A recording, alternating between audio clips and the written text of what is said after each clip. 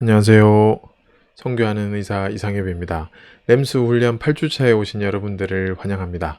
드디어 마지막 시간이네요. 오늘은 14장 찬송하고 기도하는 백성, 15장 이제까지의 여정과 앞으로의 여정에 대해 공부하겠습니다.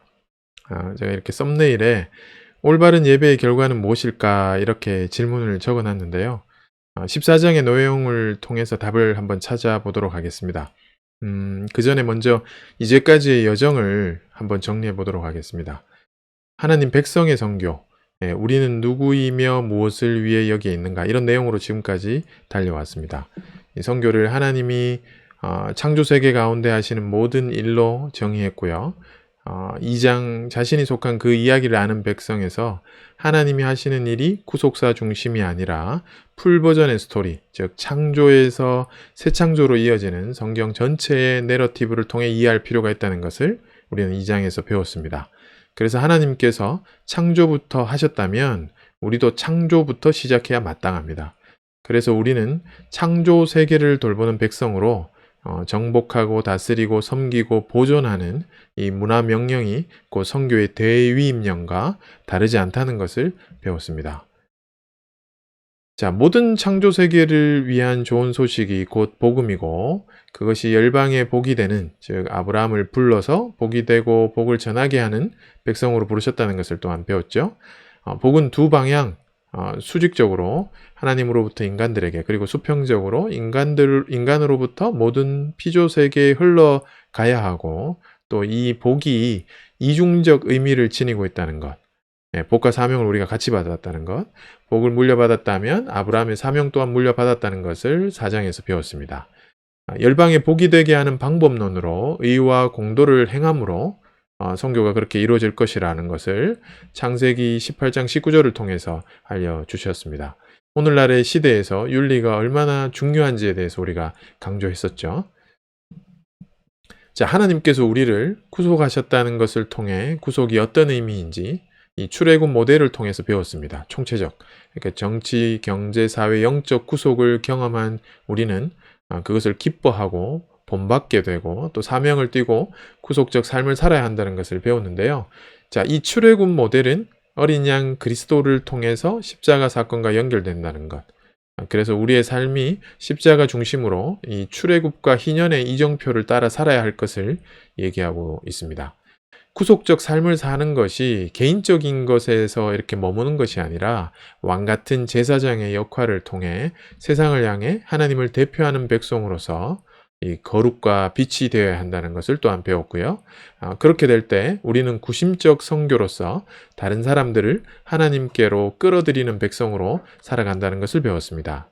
자, 그래서 그리스도인으로서 세상의 매력 포인트가 무엇인지 우리가 생각해 보는 시간을 가졌었죠. 자, 9장에서 우리는 한 분 하나님과 구세주를 알게 될 때 하나님을 아는 것, 즉 하나님에 대한 지식이 이게 선교와 무슨 상관이 있는지를 배웠습니다. 하나님의 유일성이 선교의 당위성이 되고요. 또 그 하나님을 아는 것이 충성의 헌신을 하게 된다는 것과 우리는 하나님에 대해서 말하지 않을 수 없다는 것을 배웠습니다. 자, 10장과 11장에서는 선포하기 위해서 증인으로 먼저 살아야 한다는 것. 하나님의 통치 아래 사는 것이 증인의 삶이고요. 또 우리가 살아내는 그 삶이 세상 사람들에게 좋은 소식이 됩니다. 나쁜 소식이 넘쳐나는 세상에 좋은 소식을 전하는 것, 선포하는 것, 그 선포의 내용은요, 하나님이 세상을 통치하신다는 겁니다. 자, 여기서 우리가 바울이 이해한 복음, 그 좋은 소식을 좀 더 깊이 이해할 필요가 있었죠. 자, 그리고 우리는요, 지난 시간에 하나님의 선교가 보내심으로 시작되었다는 것을 배웠습니다. 좋은 소식을 전령으로부터 보냄받은 자로부터 듣게 되고요. 듣고 믿고 구원에 이르는 과정을 배웠습니다.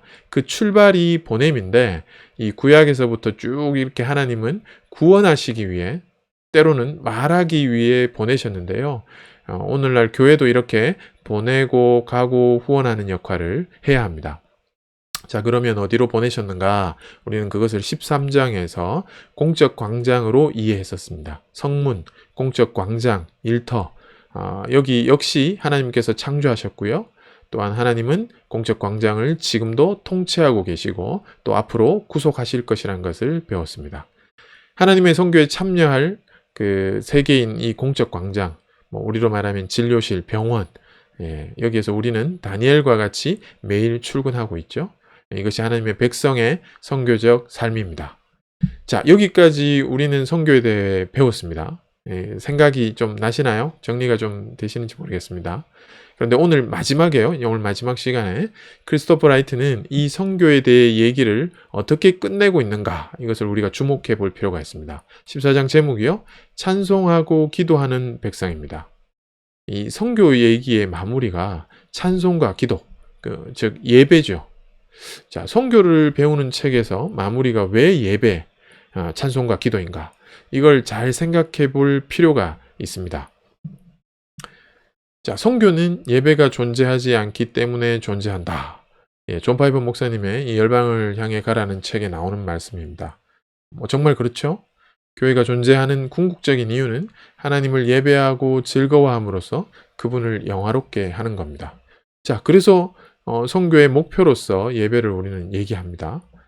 즉, 예배가 궁극적 목표다. 자, 이렇게 말하는 것은요, 정말 옳은 말이고요, 틀린 것이 아닙니다. 선교는 예배가 존재하지 않기 때문에 존재합니다. 그런데 자, 이렇게만 보면요, 우리는 이미 목표를 달성했기 때문에 예배를 잘 드리면 된다고 생각하죠. 맞습니다. 예배를 잘 드리면 됩니다. 우리는 이미 선교를 당했고 예배를 드리고 있습니다. 어떻게 보면 다 된 것 같다라고 생각할 수 있다는 거죠. 자, 선교는 예배가 존재하지 않기 때문에 존재한다는 이 말이 저는 주는 오해가 조금 있는 것 같습니다. 예배가 존재하기 때문에 끝이 난 것이 아니거든요. 우리는 이런 질문을 항상 던질 필요가 있습니다. 자, 그렇다면 예배의 결과는 무엇인가? 그죠? 예배를 잘 드렸다면 우리는 어떤 결과를 얻어야 하는가? 아니, 결과가 그렇게 중요합니까? 예배 자체가 중요하지. 예배를 하나님이 기뻐하시니 그것으로 충분하지, 또 다른 결과가 필요합니까? 이렇게 생각하실 수 있어요.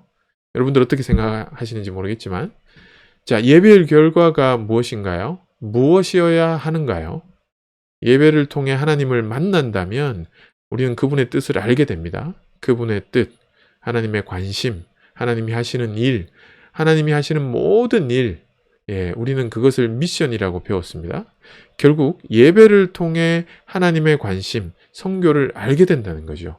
그래서 정말 예배를 잘 드린다면 그 예배는 선교의 연료가 된다. 이 말을 역시 존 파이퍼 목사님이 했습니다. 자, 이것까지 우리는 함께 알아야 합니다. 오늘날 우리가 그토록 사수하려는 예배를 사수하려고 하죠. 그 예배를 올바르게 드렸다면 과연 어떤 결과가 나와야 하는가? 저는 이것을 깊이 좀 생각해 볼 필요가 있다, 이렇게 생각합니다. 자, 선교는 예배가 없는 곳에서 예배를 만들어냅니다. 그리고 올바른 예배는 다시 선교를 촉진합니다. 우리가 드리는 예배가 우리를 더 선교적으로 만든다고 여러분들 생각하는가요? 우리가 드리는 예배가 정말 옳은가? 이런 질문들을 해야 됩니다. 그 예배 속에 찬송과 기도는 어떠해야 하는가? 그죠? 이것을 질문해야 합니다. 예배가 선교의 궁극적 목표라는 점을 인식하는 것만으로 충분하지 않습니다. 우리는 예배가 어떻게 선교의 수단이 되는지도 알아야 됩니다. 크리스토퍼 라이트는요, 예배가 선교의 수단이 됨으로써 선교적 찬송과 선교적 기도를 얘기합니다. 자, 선교적 찬송이 무엇이며 선교적 기도가 무엇인지 살펴보도록 하겠습니다. 선교적 찬송. 자, 하나님의 백성은요, 열방을 위해 창조되기도 했지만 하나님께 찬송과 영광을 돌리기 위해 창조되었습니다. 자, 이것을 우리는 잘 알고 있죠. 또한 찬송하도록 구속받았다. 이것 또한 잘 알고 있습니다. 자, 그렇다면 선교적 찬송은 무엇일까요? 우리가 예배 시간에 찬송하는 것과 이 선교적 찬송이 다른가요? 자, 이 책에서 베드로전서 2장 9절에서 12절을 인용하면서 선포적 찬송을 얘기합니다. 선포적 찬송은 하나님과 예배자들 간의 사적인 관계를 목적으로 하는 것이 아니라 그 찬송이 공적 무대로 넘쳐 흘러서 하나님이 열방을 그분께로 이끄시는 수단이 된다는 거죠.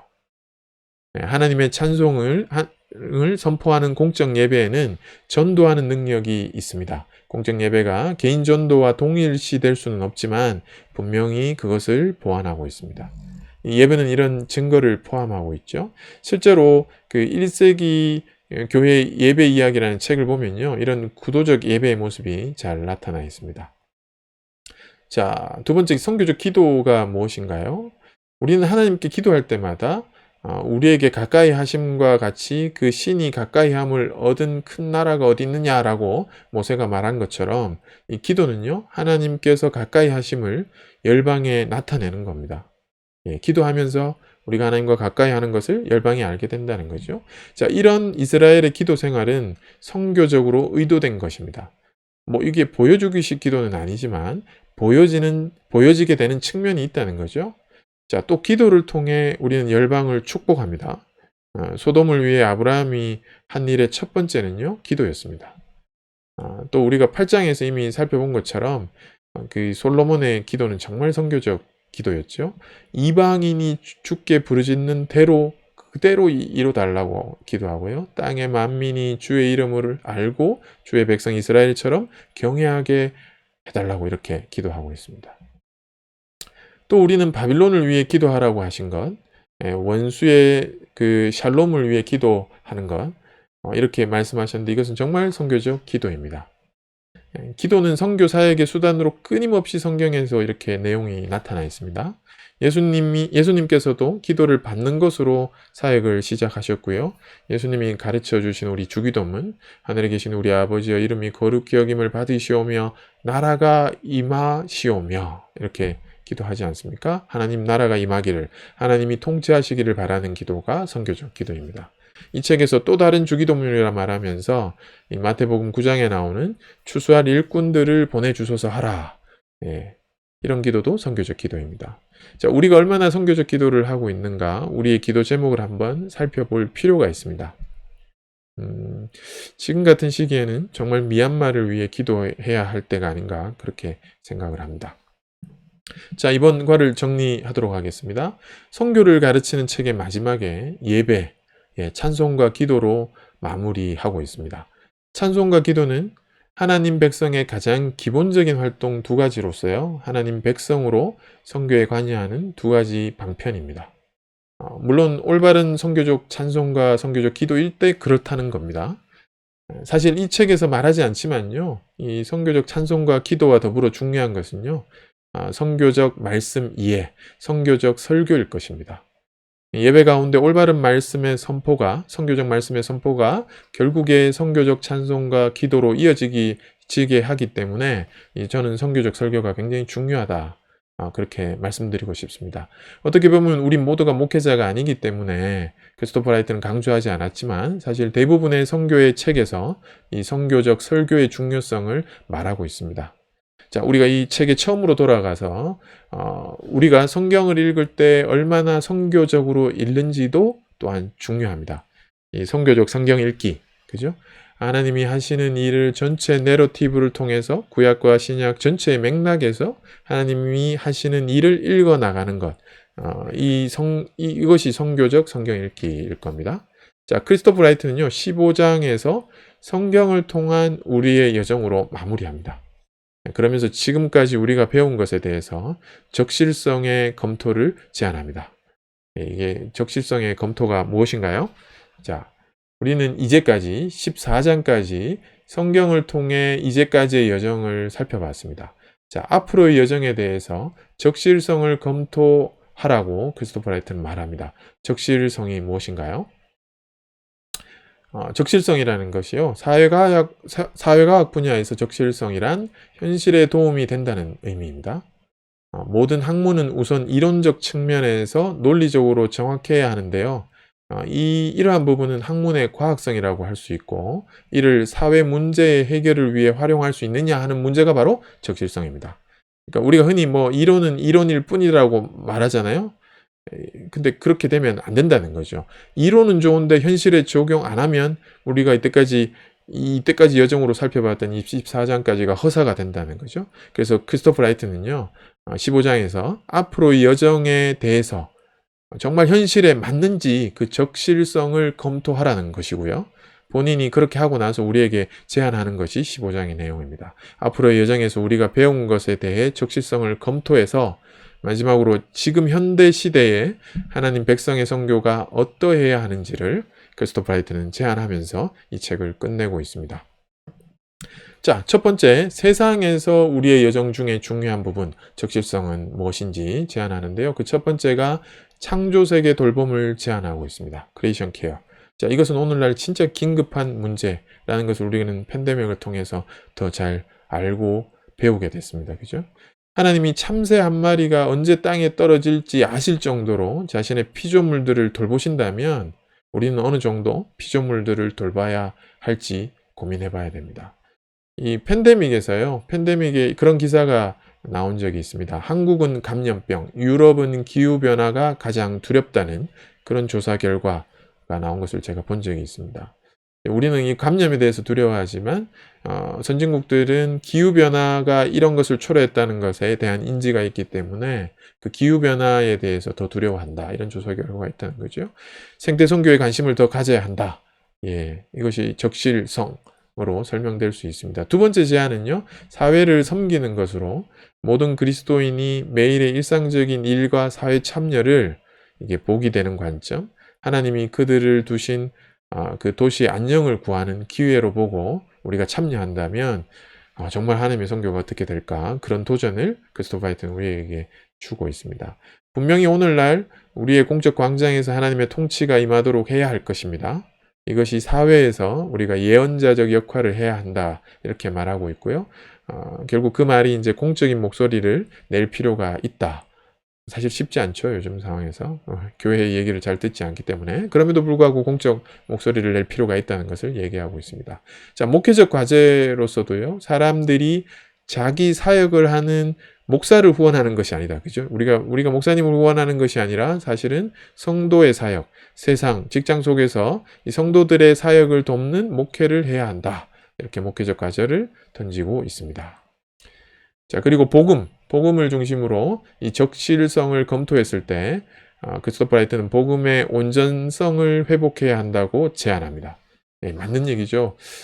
우리는 너무 이원론을 가지고 살고 있지 않나 그렇게 생각을 합니다. 이 책에서도 뭐 개인적 구원과 우주적 구원에 대해서 믿음과 행함을 우리가 분리하고 또 선포와 현시 이런 것을 구분할 것이 아니라 통합하고 총체적으로 봐야 한다는 거죠.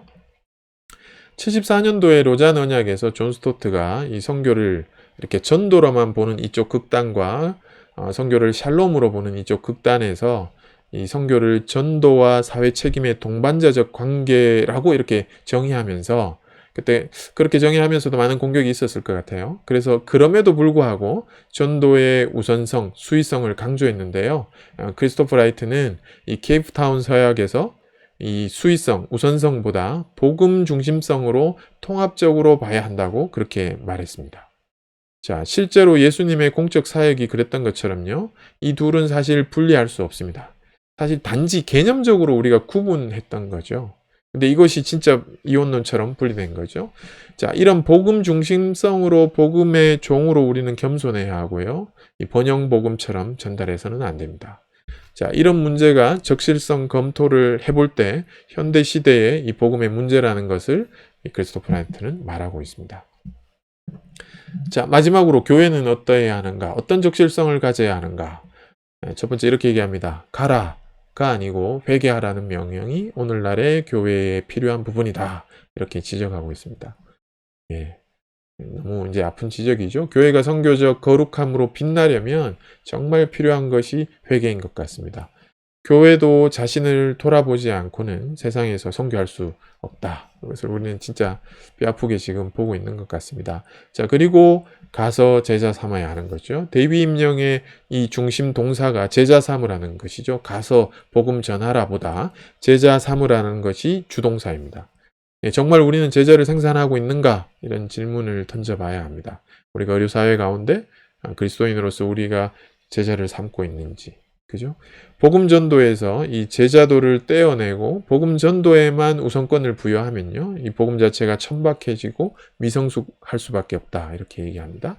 자, 마지막으로 땅 끝까지 제자 삼는 과제의 이 중요성과 긴급성을 계속 강조하는 겁니다. 자, 크리스토퍼 라이트는 하나님의 영광을 위하여 라면서 예배로 또 이 챕터를 마무리하는데요. 그렇습니다. 하나님의 백성의 선교는요, 예배와 통합되어야 됩니다. 이 선교적 백성은 예배하는 백성이고요. 예배하는 백성은 선교적일 수밖에 없습니다. 예배가 선교의 연료가 되기 때문입니다. 자, 이번 과는요, 과거의 여정, 1장에서 14장을 통해서 앞으로의 여정, 우리가 세상에서 우리가 배운 선교를 어떻게 적실성을 확보할 것인가로 마무리되었습니다. 크리스토퍼 라이트가 몇 가지 중요한 현대의 시대에 맞는 그런 포인트를 집었다면요, 이제는 우리가 우리 자신의 적실성을 찾아야 할 겁니다. 우리가 속한 의료사회, 또 각자가 속한 병원, 진료실, 그리고 또 다른 환경들, 그 속에서 우리가 지금껏 8번에 걸쳐 배운 것을요, 적용해 볼 것을 저는 여러분들에게 강력히 요청을 합니다. 지금까지 하나님 백성의 선교를 우리가 쭉 배웠습니다. 정말 함께 해주셔서 정말 감사하고요. 여기서 끝이 아니라 우리가 넥스트 스텝을 한번 또 기대하는 그런 시간들이 좀 이어졌으면 좋겠습니다. 감사드리고 이제 조별 모임을 할 텐데요.